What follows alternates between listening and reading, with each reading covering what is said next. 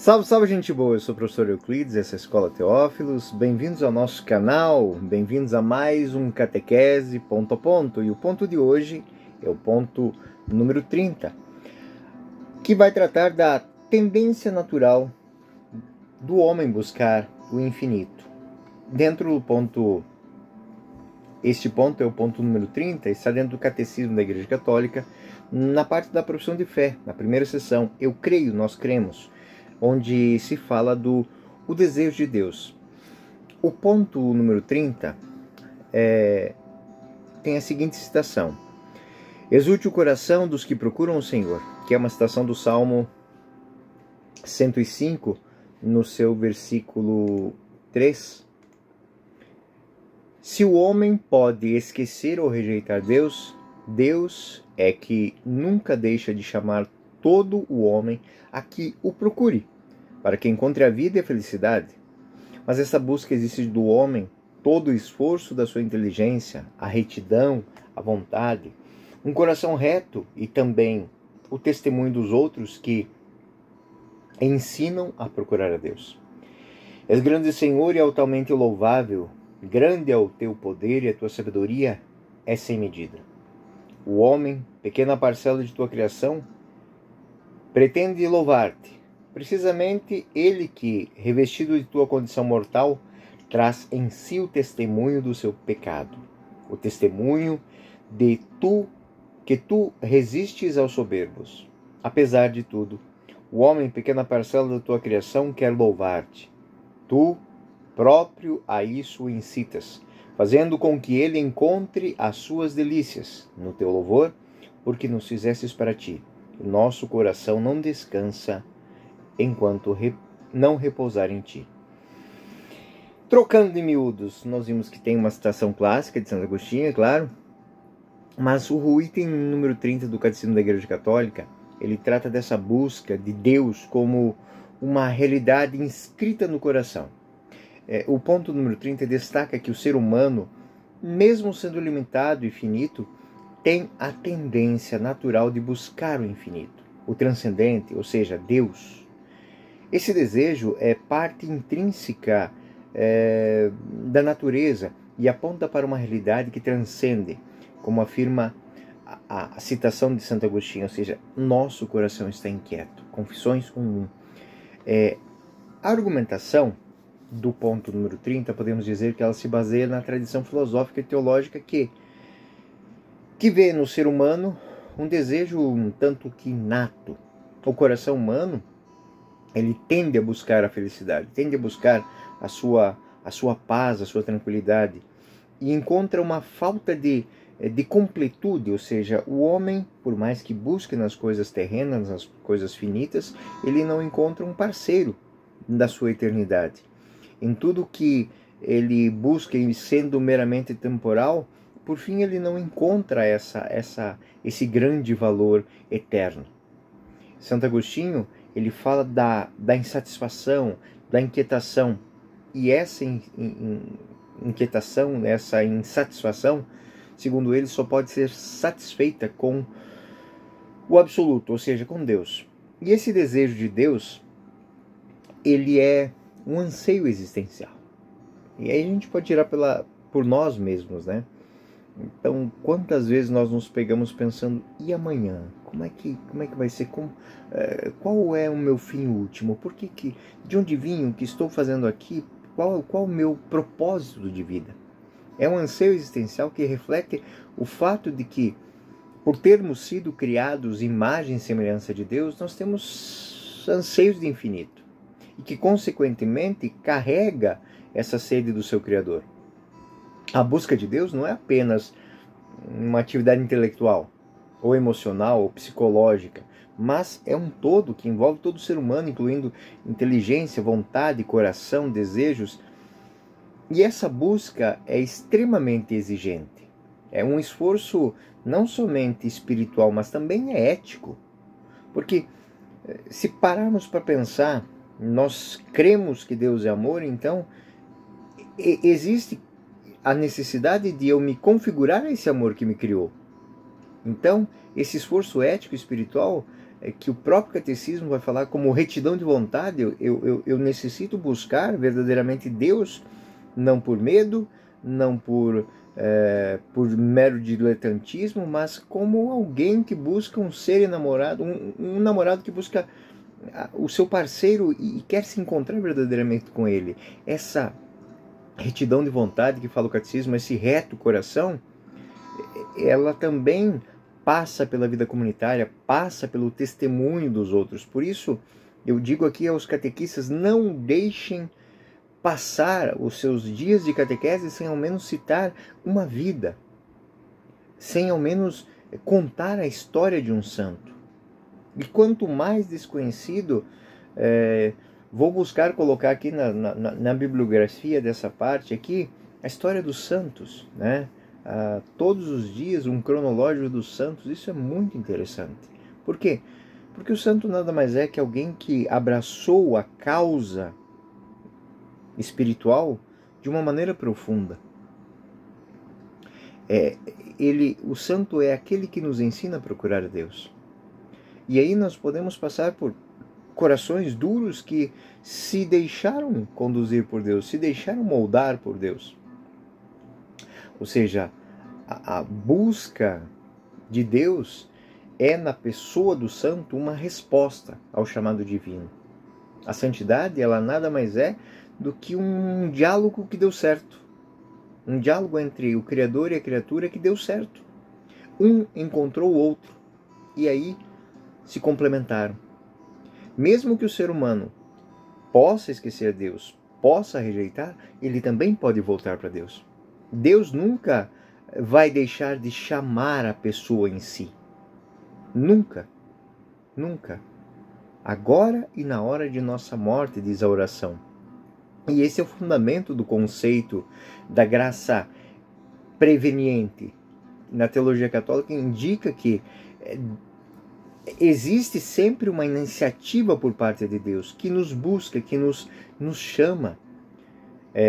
Santo Agostinho, um dos maiores, eu considero pelo menos, da tradição cristã, teólogos, ele fala que essa inquietação humana, essa busca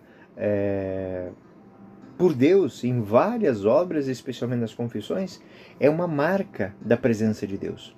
Para ele, esse desejo humano de felicidade, de paz, não pode ser satisfeito em coisas terrenas. Tudo que é criado é finito. E o desejo do homem, ele vem do transcendente, ele vem do infinito, ele está no infinito. E esse anseio aponta para uma verdade fundamental. O ser humano é um ser religioso onticamente, por natureza. São Tomás de Aquino, também tratando desse tema dentro da Suma Teológica, ele apresenta as 5 vias para demonstrar a existência de Deus, que partem da observação do mundo natural, dos desejos humanos, para mostrar que há realidades transcendentes que nos fazem perceber a origem e o fim de tudo. Ele argumenta que existe em todo ser humano uma inclinação natural para buscar a causa última de todas as coisas, que em tese é Deus. Ou seja, nós cremos que esse caminho, ele como um rio que vai descendo, serpeando, ele vai chegar em Deus. Hans Urs von Balthasar, possivelmente é um dos maiores e mais agudos teólogos do século XX, quando ele toma a reflexão sobre esse tema, essa questão da busca de Deus, ao enfatizar que a beleza divina é um ato de atração. Ele fala de atração estética de Deus, que move todo ser humano. Essa beleza de Deus refletida em todo o mundo criado, nas pessoas, na natureza, faz com que nós tendamos a Ele e o busquemos. A beleza, segundo von Balthasar, é o foco de revelação de Deus com o objeto último do desejo humano, que nunca será plenamente satisfeito nas coisas, mas através das coisas pode se refletir e relacionar-se com o transcendente. Outro grande teólogo que trata desse tema é Karl Rahner, importante teólogo que abordou a ideia de que o ser humano como um ouvinte da palavra de Deus. Para Karl Rahner, o ser humano é naturalmente orientado para o transcendente, mesmo sem necessariamente estar consciente disso. Isso que é mais interessante, é inato. Ele fala de uma... O conceito é muito interessante porque ele fala de sobrenatural existencial. A existência sobrenatural é inata no homem, em que a presença da graça de Deus em cada pessoa cria uma abertura para Deus, que é parte essencial da natureza humana. E aí ele vai dar muitos exemplos quando refletindo, olhando para as crianças, para a natureza, para as atitudes. Tudo isso faz com que o homem se abra, né? E aí volto a reiterar, caros catequistas e catequistas, a vida dos santos, a experiência dos místicos, a experiência dos mártires, exemplificam essa busca constante de Deus. É a parábola do homem que encontra um tesouro e vende tudo por causa daquele tesouro. Deixa tudo por causa da pérola. Então, Santa Teresa d'Ávila, por exemplo, em sua obra O Castelo Interior, descreve a alma humana como uma morada em que Deus habita no centro, e a existência de uma jornada espiritual que vai entrando progressivamente nessas salas, nessas moradas internas, até chegar ao centro, onde existe a plena comunhão. Também contemporâneo a Santa Teresa d'Ávila, outro carmelita, São João da Cruz, ele fala da noite escura como um processo de purificação em que o desejo de Deus se torna cada vez mais puro, mais profundo, à medida que a pessoa vai alcançando a vida espiritual. Recitando Santo Agostinho também vai falar de, usando inclusive os dons do Espírito Santo, ele vai partir da humildade até a sabedoria, falando que existem estágios, né? Ciência, temor de Deus, estágios para o diálogo. E ele vai dizendo que no último estágio, o estado da sabedoria, o ser humano ele se encontra quase que num face a face. Todas essas obras, todos esses autores, eu cito aqui nas notas para que proporcione para os senhores uma reflexão um pouco mais profunda. Este tema, o tema número 30 do Catecismo da Igreja Católica, ele é extremamente útil e contemporâneo. Não existe uma aula de catequese onde não caiba o testemunho de um santo, uma reflexão sobre a busca de Deus, mesmo que seja com as parábolas, né? Essa que eu acabei de citar, a parábola do tesouro, né? As parábolas do reino. O que a gente quer, objetivamente, é que entendamos que para compreender essa natureza que está no homem é necessário buscar nas fontes que o homem pode beber, na contemplação, na oração, no estudo, na percepção. Então, o catecismo ele apresenta a argumentação que faz com que entendamos que essa busca de Deus é uma estrutura existencial do ser humano. Essa atração mística à reflexão filosófica, teológica sobre o desejo de Deus é algo intrínseco da nossa alma. Então, quando as pessoas tendem a negar isso, a colocar isso, a menosprezar isso, talvez já esteja a chave de que a gente deva se preocupar com essa pessoa. Deva gastar mais tempo conversando com ela. Porque eu sempre dou esse exemplo para os meus alunos, né? Ninguém se incomoda com um cavalo azul no fundo de uma sala de aula. Eu sempre pergunto, vocês estão incomodados com o cavalo azul no fundo da sala? Não. Por quê? Porque ele não existe, não está ali.